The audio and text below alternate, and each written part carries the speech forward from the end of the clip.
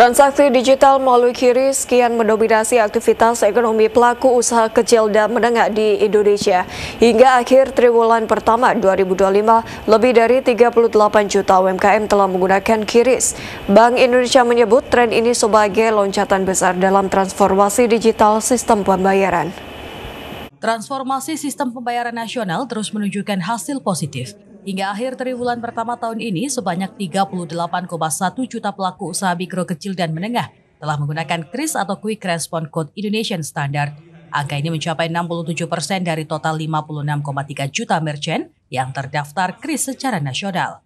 Deputi Direktur Kebijakan Sistem Pembayaran Kantor Perwakilan BI Jawa Timur, Himawan Kuspriyanto menyebut, capaian ini melampaui pertumbuhan kartu debit maupun kredit yang butuh waktu puluhan tahun. Dewan Gubernur kita gitu ya, yang dituangkan dalam blueprint sistem pembayaran 2025. 5 key inisiatif itu yang ada, mungkin pertama QRIS. QRIS itu setelah blueprint 2025 itu dia yang pertama, yaitu di launching tahun 2019 ya, 17 Agustus 2019. Kemudian BIFAS itu launching setahun kemudian. Kemudian SNAP setahun kemudian, dan kalau yang di bawah ini sudah dari dulu sebenarnya. Elektronifikasi Pemda itu merupakan program rutin kami, bagaimana kita mengengage dengan pemerintah. Menurut Himawan, 93% pengguna QRIS merupakan UMKM dan secara demografis Gen Z menjadi pengguna terbesar dengan porsi hampir 28% secara nasional. Volume transaksi QRIS hingga saat ini telah menyentuh angka 6,1 miliar transaksi atau 93% dari target nasional 6,5 miliar transaksi.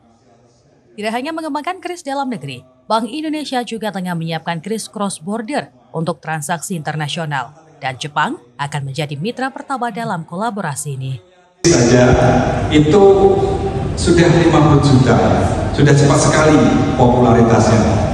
Jadi suatu aplikasi, suatu sistem, atau suatu inovasi yang berhasil atau tidaknya itu diukur oleh seberapa cepat.